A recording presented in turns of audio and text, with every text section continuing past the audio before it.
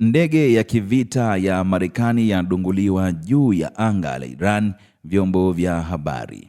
Ndege ya kivita ya Marekani imedunguliwa juu ya anga la Iran, huku shughuli ya kutafuta wafanyakazi wake ikiendelea kwa sasa.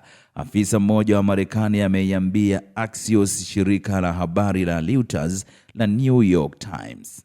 Wall Street Journal inaripoti kwamba Marekani inafanya operesheni ya uokoaji kutafuta wafanyakazi wao. Shirika la habari la Tasnim ambalo lina uhusiano na jeshi la IRGC linadai kuwa Marekani inamtafuta mmoja wa marubani wake.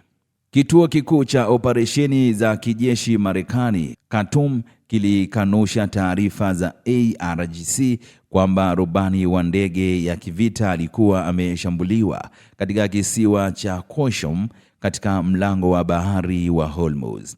Shirika la habari la Tasnim linaripoti kuwa helikopta za Marekani na ndege zisizo na rubani za upelelezi zimemtafuta rubani huyo katika eneo hilo karibu na mlango wa bahari wa Hormuz. Televisheni ya kitaifa ya Iran inasema kuwa ilitoa zawadi kwa yoyote atakayemkamata rubani huyo akiwa hai.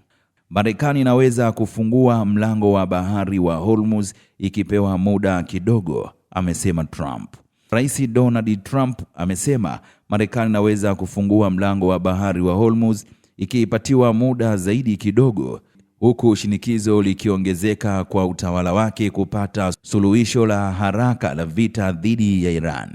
Trump amesema hayo kupitia ujumbe kwenye tovuti yake ya mitandao wa Truth Social. Aliandika, muda kidogo zaidi tunaweza kufungua kwa urahisi njia ya Hormuz kuchukua mafuta na kupata utajiri. Itakuwa mafuta na kupata utajiri. Hii itakuwa mafuta mengi kwa dunia. Trump ametoa maoni tofauti mara kwa mara kuhusu jinsi mlango wa bahari wa Hormuz unavyoweza kufunguliwa tena, akidokeza kwamba mataifa ya magharibi yanapaswa kuhakikisha kuwa usambazaji wa mafuta unapita katika eneo muhimu kwa kutumia njia za kijeshi. Iran imefunga kwa ufanisi mlango wa Hormuz, njia muhimu ya usafiri wa majini duniani kote, kulipiza kisasi mashambulizi ya Marekani na Israel yaliyoanza mwishoni mwa mwezi Februari.